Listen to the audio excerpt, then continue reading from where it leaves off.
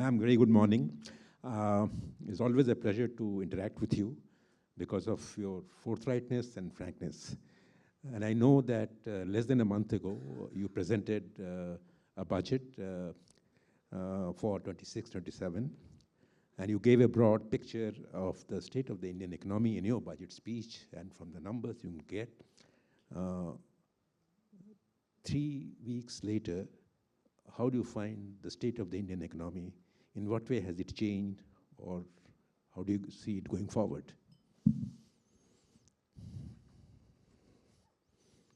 I see it more confirming what I've said in the budget. In fact, everything, I won't even discount 1%. This is not stated with arrogance or anything. Sure. I credit the Finance Ministry for having kept a complete watch, vigil, and being meticulous about the way in which they've, drawn inputs. And year after year, and I'm actually very grateful. I keep my fingers crossed that it continues like that. They've been very realistic in giving a picture of our economy. And also the periodic reports which come from Reserve Bank have not been in contradiction or contraposition from what Finance Ministry has said. So long and short, I feel the indicators which are emanating from the economy actually strengthens what has been said in the budget, and that's good augury. The economy is moving fast, moving well, with all engines fully functioning. I will be failing in my primary job as an economic journalist if I don't ask this question to you. Yes, we are doing well. Stability, growth, fiscal consolidation, these are all very positive signs, and the reforms momentum. Yet, we cannot afford not to look at what are the challenges, which may well be the opportunities also. So how do you see those challenges, and what do you think are those challenges that really keep you engaged day and night? It's only right that you're asking this question. Journalist job it is to, all right, all good things aside, tell me what's the problem. And in answering that, the answer doesn't get much of a space, the question gets a lot of space. And in India, the citizens get carried away by the questions and have little room for the answer. Oh, the answer obviously is government, so they're going to give this answer. So I'm doubly disadvantaged, but I have to answer the question. How can I let it go off? And I won't hide the fact that we have no challenges. We have challenges. Challenges, some of which we can address successfully or not, is for time to say. But there are some which are beyond us, but yet have the power to affect us. And that is where you're making sure that you keep every ammunition ready to address that situation. But it's not always possible, and therefore you end up firefighting. And luckily, in these past 5-6 years, we've been able to come out fighting the fire successfully. So if I have to name them, the global uncertainties, and the uncertainty is like uncertainty level A in the morning, uncertainty level B in the afternoon. So how do you deal with that? So I can always be asked questions about what do you say about the tariff rates. If I answer it now, I'll be outdated by the evening. That's right. So there's no way in which I want to get into, beyond identifying what the problem, because I can't speculate. The world is speculating. Those who want to do something about it are speculating. So I don't want to get into speculation. So global uncertainties. But to overcome that, we are on a very high energy move in wanting bilateral trade agreements done. We're also making sure that every taxation-related agreements, whether it's a double taxation avoidance agreement, are all updated, and countries are coming to align with what India is also offering. So that is the way in which we're trying to offset each time there's a new challenge or a high energy challenge. Within the country, as always, and I think I said it in one of your programs earlier, Yes. and was it the former President of India, Pranab Mukherjee, who had said the biggest thing for the Finance Minister, he put it in his own words, is the monsoon of India. Yes. I want this forthcoming monsoon to be good to us, kind to right. us. No ativrishti, no anavrishti.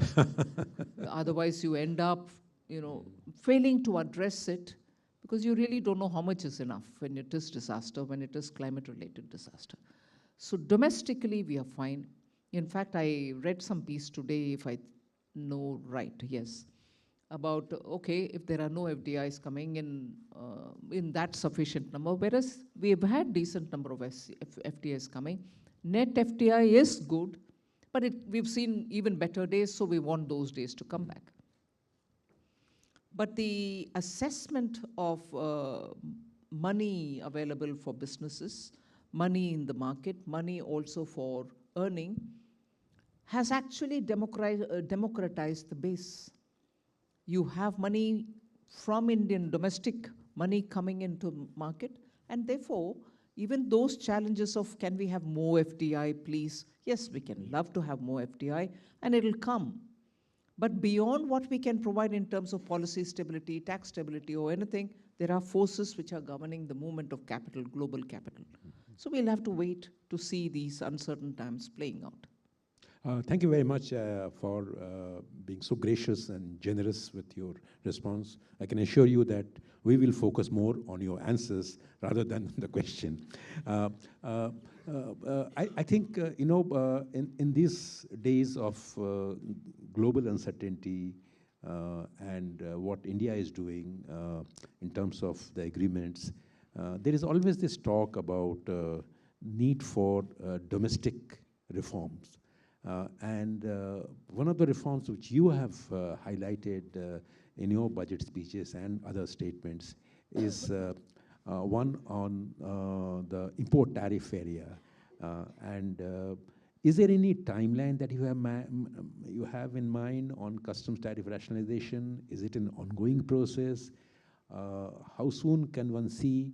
Because there are a lot of MSME companies which still feel that probably intermediate and their own raw materials, that is still enjoying a kind of a tariff protection, which they feel they would be benefited if the tariffs had been rationalized and they could export more.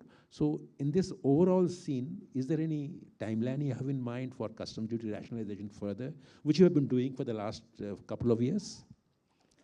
That process will continue. It's not as if I can take all the items which till now are being imported and therefore say, slash it all for all of them. The enormous work that goes behind each and every tariff on one item, for instance. And I think that work is very important because we are at a stage of our economy where we are domestically building capacities for producing goods, which may be value adding to the raw material or making an intermediary product, and therefore, which is critical for the manufacturing sector, be it small or large. So we are at that stage where we want more capacities within India for producing more. At that time, there can certainly be some MSMEs which would say, no, please, on this, completely slash it down to zero. I want the raw material. It is important for my production.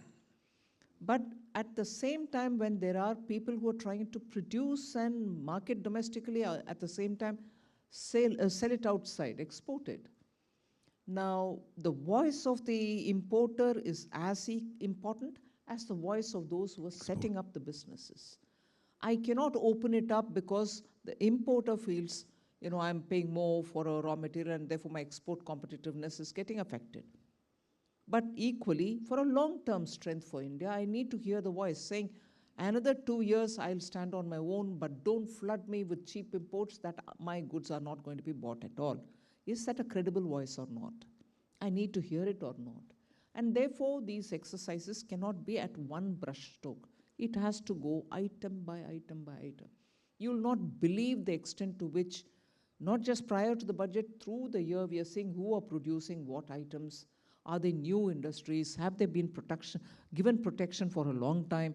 Some goods seem to be given protection for over 20, 30 years. If you've not made a mark, well, open it up, let people get the imports.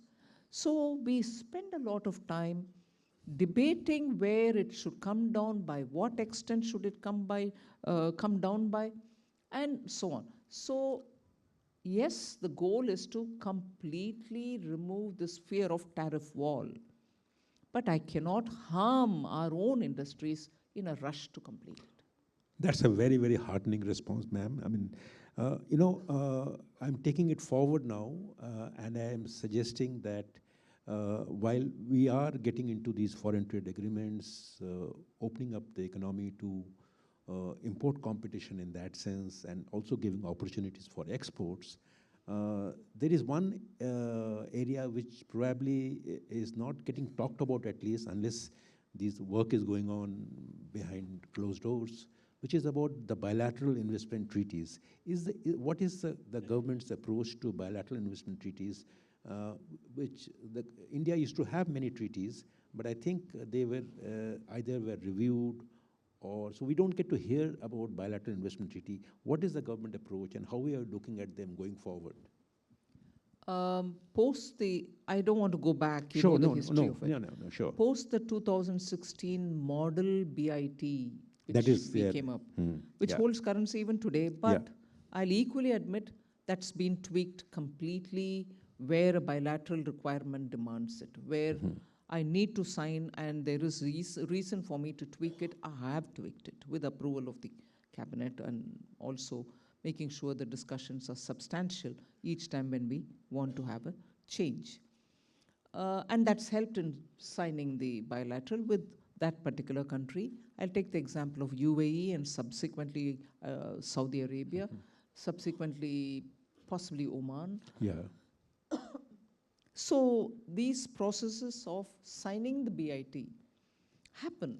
Although we keep pegging at the 2016 model draft, but today we've gone beyond it. We've become lots more progressive than what the 2016 bilateral investment treaty model, which we had kept before us. And there are countries which ask for it, with whom we negotiate and sign. But equally, there are countries which are investing even without demanding one from us. So the world of investment today seems to be going through different priorities. It's not the same for everybody. Indians are going out and investing as well in countries which have no BIT with us. Okay. But that's not held them back. So the investment also, I don't want to, in a haste I will add, I don't want you all to think that I'm not in favor of a BIT. When I say in fact, I don't think China has any BIT with any country. Okay. Does investment not go to China? What kind of investments have happened? In frontier technologies, investments are happening. So countries have survived, countries have prospered with investments going towards them despite not having a BIT. So I don't know what to make of this. Okay. I don't want to rush to say I want BIT with everybody, nor do I want to say no BIT, please. The world is lots more dynamic today. Countries understand the need for BIT. Countries feel, no, that's fine. We have a double taxation avoidance agreement, so many of the things will be taken care of, and go without a BIT. I'm not giving an answer, I'm explaining. No, I think it's a very, very is enlightening response you have given. There is one thing which I remember correctly, is that exercising judicial options within this country and or giving the access to the foreign investor to use international courts of arbitration is probably one area which is being debated and discussed. And your answer that China doesn't have it, so why should, so I mean, do you see it in the same way? No, that is why I hurriedly added that observation, saying, I'm not saying because China doesn't have one, we shouldn't have one. Sure. We are two very different economies. however much most of our political or economic observers would say, look at China, look at China, look at China. I can look, but there are certain things which I can't do like the way China would do. Our economy has a different set of factors which I have to take on board. So given all that, the two items that you mentioned are very important. Does it influence my BIT signing? Not really. But I keep them in mind because we've had not very good experience, if I may say so. When taxation becomes a subject of investment agreement, when issues related to Indian legal redressal mechanism, when you don't exhaust the Indian legal redressal mechanism, or even when a Supreme Court had given a judgment, outside you negate your Supreme Court and still pull me up in the arbitrary courts. Yeah. Is India's sovereign becoming a part of these arbitral discussions or not? And if you answer that question fairly, beyond our courts, anything related to taxation is a matter of Indian sovereign authority, our parliament's rights. I cannot say fully exhaust the till the Supreme Court. And after that, if you still think some unfavorable treatment in tax has happened and therefore you come and meet me in London or in Netherlands or in Singapore or in New York, I think it's a direct assault on India's sovereignty. So in our enthusiasm to want investments coming in, we cannot sign a BIT which will have an element of our taxation being compromised. Now, how many ever times I explain this, I will only be seen as, oh, you didn't conclude on a BIT anyway. Right? It clinches on this important issue. Should I compromise on India's sovereignty? Is the parliament not the final authority on deciding what the taxation should be like? How can I violate that? So there are many BITs in which this element becomes the deal breaker, if you want to use it that way. But there are many others who understand it and who absolutely. I think the sovereignty issue is very, very important there. And also the one quick point to add, again, if the Indian judicial process consumes too much time and you don't want it, it's a commercial decision, we want to clear it fast, all right, but give a reasonable time. You cannot say because it consumes a lot of time, I won't even give any time. Give a year, give 2 years. We've come down to say at least 2 years. Absolutely. You see for what the courts have got to say in 2 years and then decide you want to take me to an arbitral court, I'll come with you. But you can't even reject the whole thing because it takes time and not even give that. Nowadays you have a lot of commercial benches set up in high courts. Why shouldn't we try? Absolutely. Yeah. You know, you talked about China. You also talked about FTAs. And I'm trying to connect the two and suggest something as follows, which is that if you have an FTA with EU, for example, will it help if we also relax our investment policies that influence Chinese to invest in India?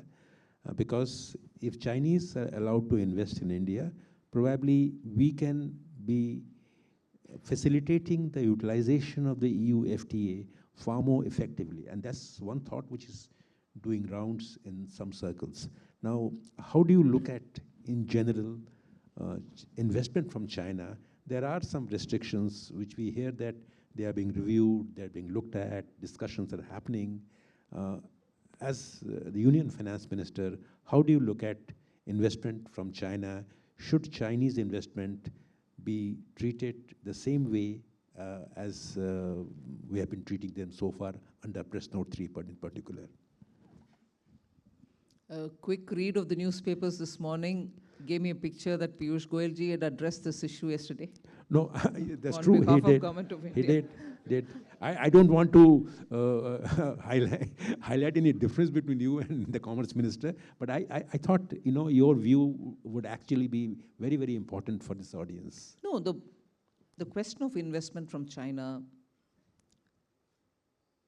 as it prevails is under the PN Press Note 3. That's right. Leave the investment for a moment, even for projects which commenced before Press Note 3. It had become difficult for the technicians to come from China to take care of the projects which had already commenced. So we gave some relaxation. Now, investments, going to the question that you asked, investments from China, but EU, FTA, do go through this process of origin, right? That's right. You need to know who the ultimate beneficiary is, beneficial holder is. The whale behind these investments is not just peculiar to China. I will be concerned about the ultimate beneficial owner for several non-commercial reasons. It can be what kind of money it's coming. I'm not specifically saying about China. That's right. I am worried about investments from these points of view, even otherwise. FEMA, FATF, and being sure that such money can be traced to the ultimate owner. So if these are considerations on which I will be anyway looking at any investment coming from anywhere, although it comes in automatic route. But at some point in time, you start thinking once the shareholding increases, who is it who's investing? Is it going to be just one block which is going to hold the company? That's Remember, right. Immediately Absolutely. After COVID, when many of our companies were desperately in difficult situation, there was a lot of offer, I think, for companies to be procured, bought off. Yeah. And we had to safeguard our own companies. Companies who are under distress, not for any individual reason, but for a reason beyond us, cannot be taken away. In fact, I'll not directly connected, but because of the way in which we operate in greater transparent processes nowadays, anyone can bid from anywhere, it's all digital, it's all happening. There's a concern in coastal Karnataka. And this is not fear-mongering. Responsible members of parliament have voiced this to me. Many of our coffee estates are being bid, who are in distress, who are getting bid digitally. Foreign buyers are buying it. Now, what's wrong in it? Maybe nothing wrong. But that unique Indian position of your Arabica coffee, of your Robusta, your top position in the global market. And given the fact nowadays that you have a lot of Indian money moving into the stock market and everything else, there's a concern saying our coffee estate's being taken away. Do we need to address that, or you just want the money? So there are a lot of questions which we need to pause and then move forward. Thank you very much for this detailed answer. So far we have discussed trade, we have discussed investments, and this question hasn't come from Dr. Gulati, but I must ask you this question. This was in the original list, which is that how should we look at the Indian agriculture sector? Because there were those 3 laws that were introduced a couple of years ago, 2020, I think. And then they were rolled back in 2021, 22. And the government has shown the courage of introducing and notifying the labor codes. There are a lot of other reforms happening. Is agricultural reform and the restoration of those laws, maybe bringing them back, is it something on the table, or is it being discussed? And how is the government looking at the agriculture sector, or is it being left to the states? So that was my question. See, I'm not saying this as we have to do this in India, you have to do certain sanctimonious statements before you, not like that. I genuinely believe India's agriculture is going through a rapid lot of changes. And it is a very, very critical sector. I'm not even saying important, it's a critical sector for India's security, not just food security, national security. And therefore, I would think everything that is being done for agriculture is done with an intent that it becomes strong, it becomes robust, that main big yoke around our neck, underemployment, more people sitting and doing less jobs within agriculture, all that has to change. And you need to have better quality seeds. You can't go on being sympathetic to the farmer but without giving him any redressal. And I know the agri-stack which the Agriculture Ministry has created is a fantastic experiment. In fact, I would think the next UPI-like big revolution is your agri-stack. And equally, with the Fertilizer Ministry working together with them, they'll now be able to have a clear picture of how much of fertilizer is required by the sector, no shortage, no shortcoming, no denial to the farmer, but yet how much of fertilizer is going into the soil and how much is going into something else. So a whole lot of things are happening in agriculture, and therefore I would think that sector is rising over and above the angst which they have in their mind, and genuine angst. I'm not undermining it. So to address the issue of problems in agriculture, which are so many, structurally outside of the system, post-harvest, and with the Professor Gulati sitting here, I don't need to expand on it at all. But every one of these aspects are being addressed, are being looked at. But if our focus remains only on MS Swaminathan 50%, or if our focus is remaining only on the agricultural laws, will it come back? The same thing was being said of the labor codes. Yeah. So I think what is important and what's necessary to be done are being addressed. The farmers, the dairy, livestock people, the fishermen, all of them who make a complex and very, very interesting fabric in the rural India are being touched upon one after the other, not necessarily in a sequence. And therefore, I would place more importance on that. Okay, thank you very much for this clarification. Let me turn to the financial sector. Your budget made a very big announcement on setting up a new kind of a commission, and the commentariat immediately started talking about whether it will be like a Narasimham Commission or whether it will be a Rangarajan Commission. Can you give us your broad sense, why do you want this committee, and will it be like a commission, and what will be its terms of reference like? I know you have briefly mentioned it in your budget speech, but since 3 weeks have gone by, probably you have gone into 4 more iterations on this. What could the nation expect from the deliberations of that committee or commission, whatever it is called? It's a committee. It's a committee, okay. See, eventually commission or committee, I want the output to be workable, doable, actionable.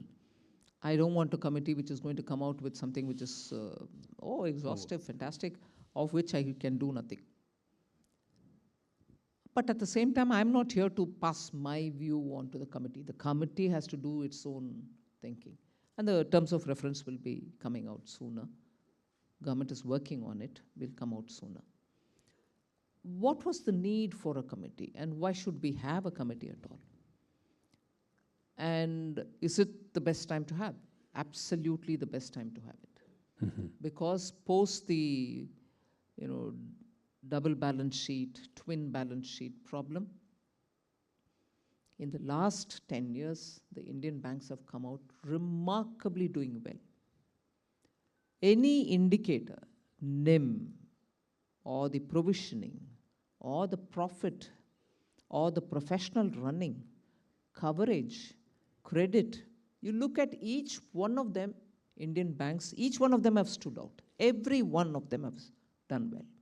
Of course, it pleases to know that in the last year, public sector banks have performed slightly better than the private sector banks. That's not to wish them not so well, but only the public sector banks. But public sector banks immediately bring in our minds saying, all right, they'll perform, they'll do. But you don't see them doing very well. Sometimes even beating the private sector, who are known for their efficiencies. So I'm I'm elaborating like this only to say there cannot be a better time than this to talk about what next for the Indian banks.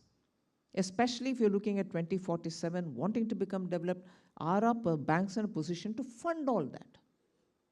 Are our banks in a position to keep the economy in an even keel? No shortage of funds, no deposit shortage, no serving some section, forgetting another section. Is everybody getting banking facility? So from a position of strength, we're asking a committee to look at all this with that deadline of 2047. Tell us what we need to do about the banking. So it will be quite a, a brief would be quite ambitious, I would say. I want the outcome to be ambitious. Outcome to be ambitious, okay. Ma'am, from last year, as part of your budget transparency exercise, you started introducing a new statement from last budget, which tells you where the money is lying unused. Now, this year's budget gives you a figure of around 50 schemes where about 70,000 crore money is still blocked as on December end 2025, which is not being used and the states are not using it. Probably this is also reflecting in the way many of the schemes are not being able to use the money that has been allocated to them. Now, there is clearly an absorptive capacity issue there.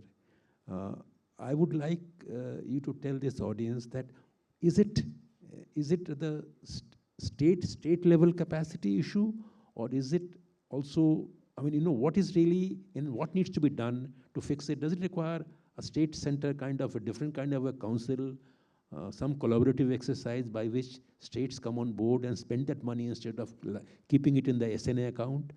How do you see this problem of expenditure being provided in the budget, it is not being used? How do you see that? I can answer it with something else which is happening, which I've been closely Sure. monitoring. You know that we've given this special assistance to states for capital investment, Yes. which is a 50-year money given, interest-free, given as loan, but 50 years later, Yeah. it can only be a grant. And in that, about 50% goes untied. Another 50% are tied to various types of reforms. Reforms, yeah. States will undertake. Many of them undertake reforms and take this money also because it's good money for them to keep building assets. But in some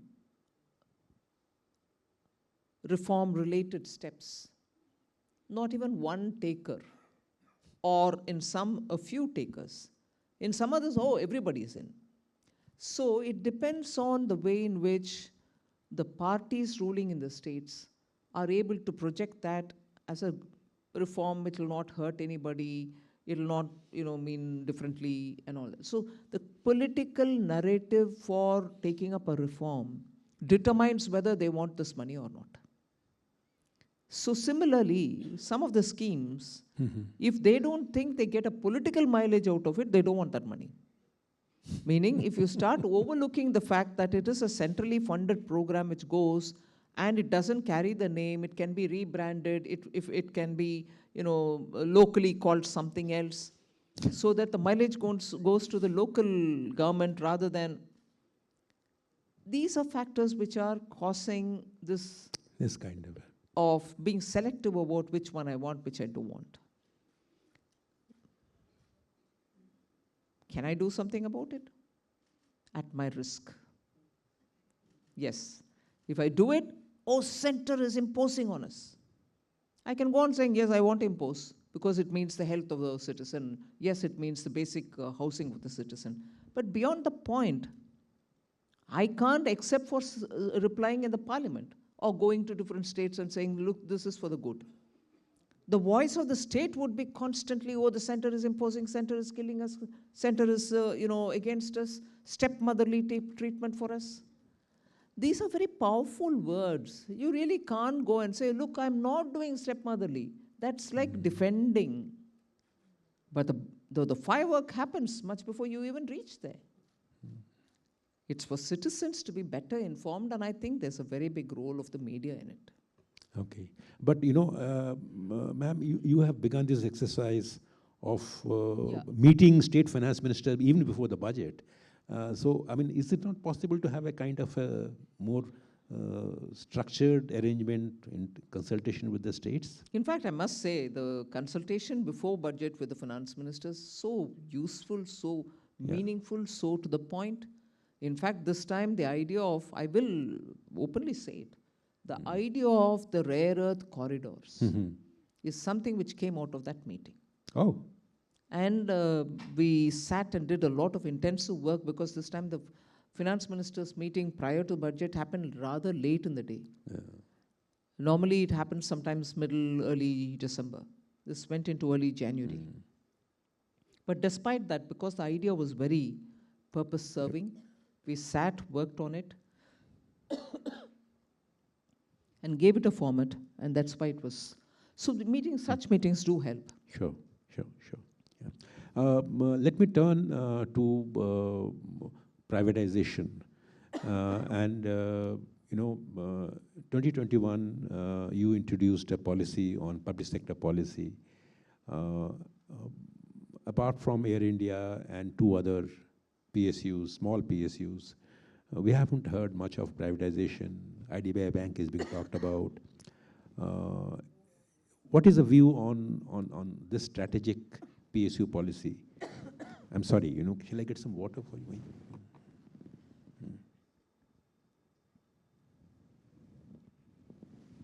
How do you see this PSU policy going forward?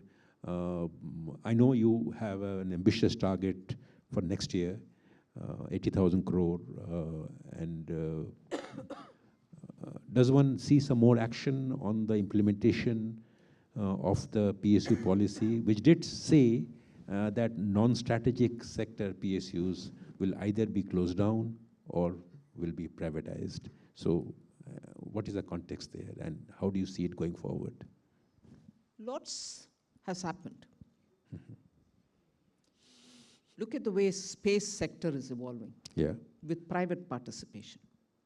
Look at the way atomic energy with small modular reactors and the necessary amendments done to the law has opened up for the private participation.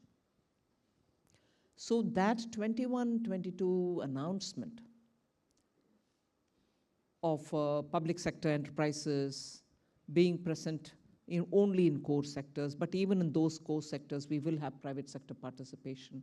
No sector will be exclusively reserved for public sector, have all paid adequate rewards, and they are moving even more with the robustness. So I've given you two examples, but there are more such. If there are about, let's say, in a scale of 10, about 8 things which are happening, the 9th, which is equally important, is the disinvestment. We focus on that and keep asking, nothing has moved there. But hang on, there are so many things which have already happened. Yes, this will also happen. I'm not saying it will not. But this depends on so many different things. Market situation, is this the best time to open up? Is it just going to be strategic divestment? Or is it going to completely be sell-off? So they are happening. And with this said, I'll also say, in government, time that it is of essence is only being realized now. Otherwise, everything consumes time. Everything consumes time for even to let go something which you've decided you let go. But after the decision, you don't let go. That's government for you.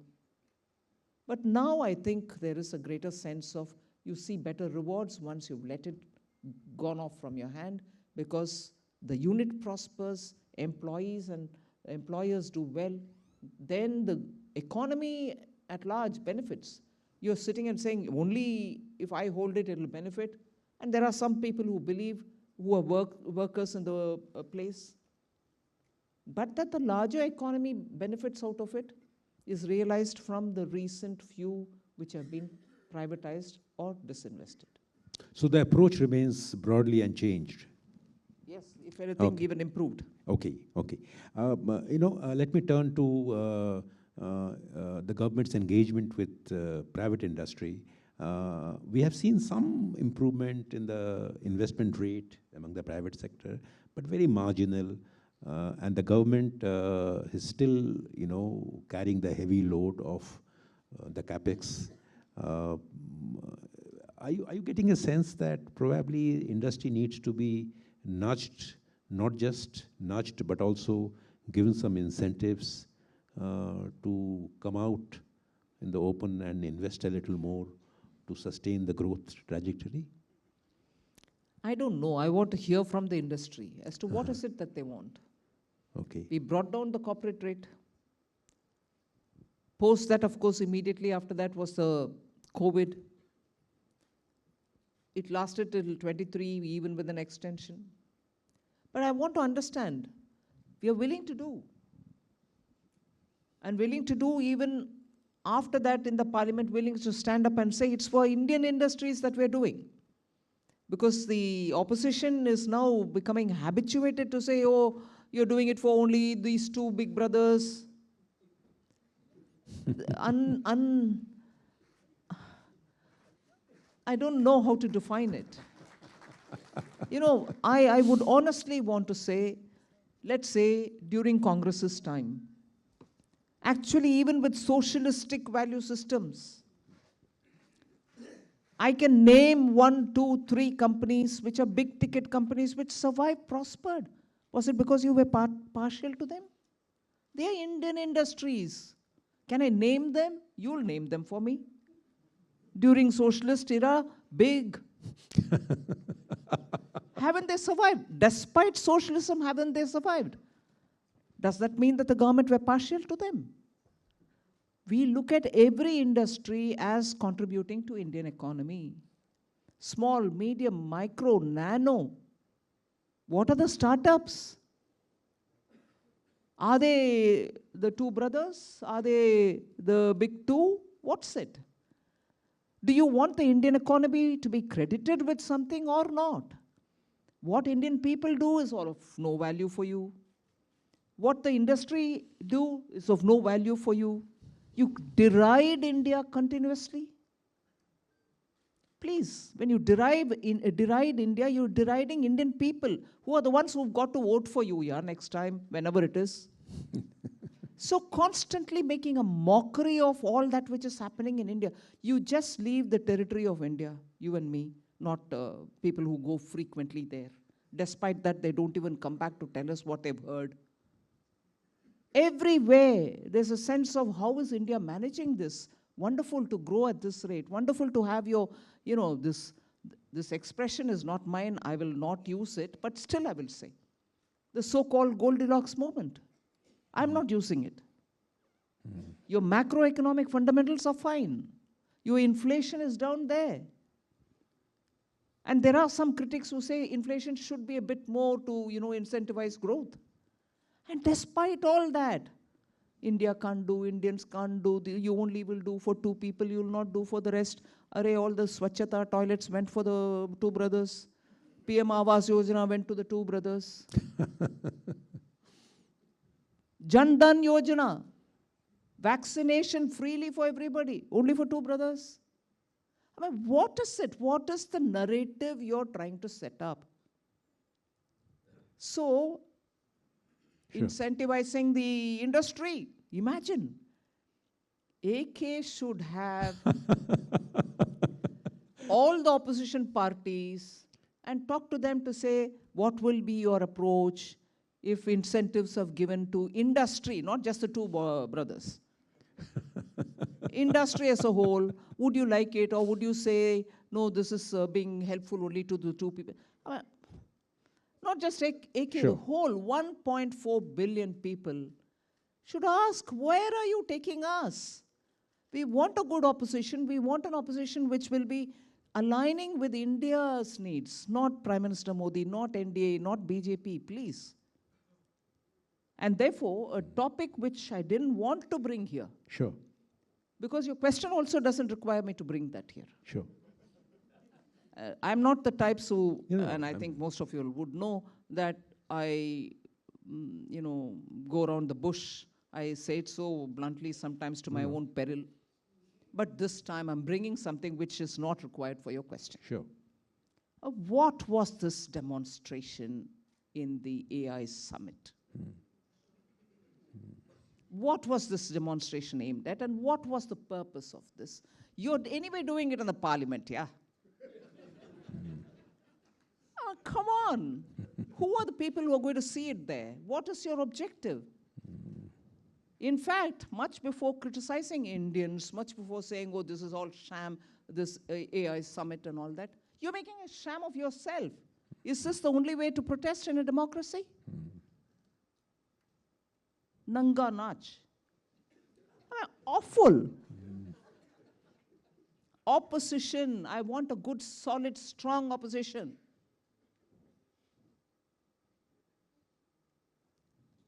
Question us on everything that we do. But this is shaming Indians. And those set of Indians to whom you go and ask, vote next. Congress party, I'm sure there are 90% of people who know that this has shamed them rather than the country. They should sit up and see what are the better ways of protesting against what they don't like in this country. This is actually pouring water on the efforts of so many people, young people who've come there to see what they can contribute in the AI field. What is it that they can derive from those global experts who have come there? And you're going about ripping your T-shirts there? Congress party should regret this like the way they regret emergency. Forever. You're shaming Indians. You're shaming the Indian youth who want opportunities, who want the world to come to India, who want them to open up different opportunities with which they can contribute. And you're going and doing this there? If any comparison will have to be made for the gravity of this nonsense, it is emergency. They can never get out of that. They shall never get out of this. The country will keep reminding them about this shaming exercise. Thank you. I think it's a very strong message, not just to industry, but also to the opposition parties here. I've got messages that I need to wind it up. You have to attend another meeting. But I have to ask this one question before I can ask maybe one or two questions from the audience.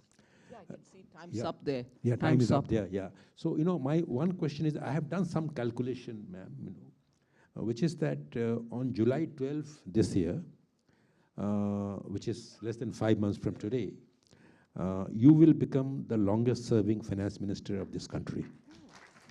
You have not done any count. I have done that count. Okay. So my question to you is that, if in brief, tell this audience how do you look back at your journey? 8 years, 41 days. I have not counted it. It doesn't sink yet in me. But if that's the case. I have done the calculation. You will be surpassing Mr. Chidambaram.